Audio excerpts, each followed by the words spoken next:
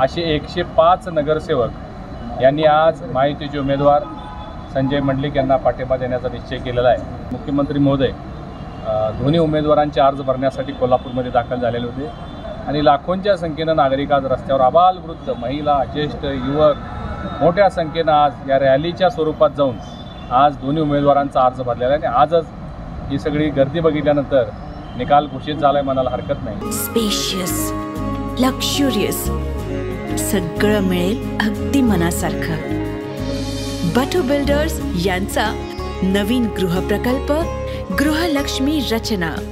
मी जे नेहमी सांगत आलो होतो, देशातल्या नागरिकांनी प्रधानमंत्री मोदीजींना तिसऱ्यांदा पंतप्रधान बनवण्याचा निर्णय घेतलेला आहे। संपूर्ण देशामध्ये मोदी नावाची लाट आज आलेली आहे। जनमनामध्ये मोदींचं नाव आता एवढं पॉप्युलर झालेलं आहे की बच्चा आता कहता है की मोदी फिर से प्राइम मिनिस्टर बनेंगे। कोल्हापूरमध्ये महायुतीची उमेदवारी थोडीशी उशिरा घोषित झाली आणि काँग्रेसची उमेदवारी थोडी पहिली झाल्यामुळं लोकांना असं वाटू लागलं की आता काँग्रेसचा प्रचार फार पुढे गेलेला आहे। उशिरा जरी झाली तरी आज मी असेल, नामदार मुश्रीफ साहेब असतील, मंडलिक साहेब असेल आणि महायुतीचे सर्व घटक ज्याच्यामध्ये भारतीय जनता पार्टी, शिवसेना आणि राष्ट्रवादी या सर्व पदाधिकाऱ्यांनी ताकदीनं आता काम सुरू केलेलं आहे। त्याचाच एक भाग म्हणून आपण पाहिलं असेल की आज मुख्यमंत्री महोदय दोन्ही उमेदवारांचे अर्ज भरण्यासाठी कोल्हापूरमध्ये दाखल झालेले होते आणि लाखोंच्या संख्येनं नागरिक आज रस्त्यावर आबालवृद्ध, महिला, ज्येष्ठ, युवक मोठ्या संख्येनं आज या रॅलीच्या स्वरूपात जाऊन आज दोन्ही उमेदवारांचा अर्ज भरलेला आहे आणि आजच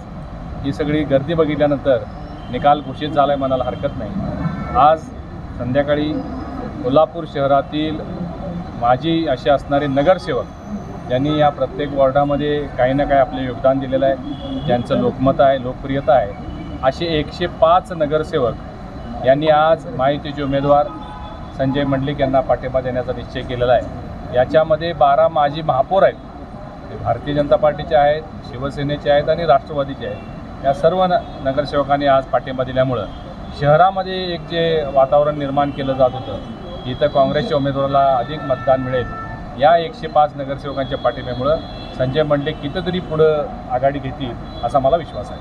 साहेब, आज कोल्हापुरामध्ये दिवसभर मुख्यमंत्री होते, महत्त्वाच्या कुठल्या नेत्यांची त्यांची भेट झालेली आहे,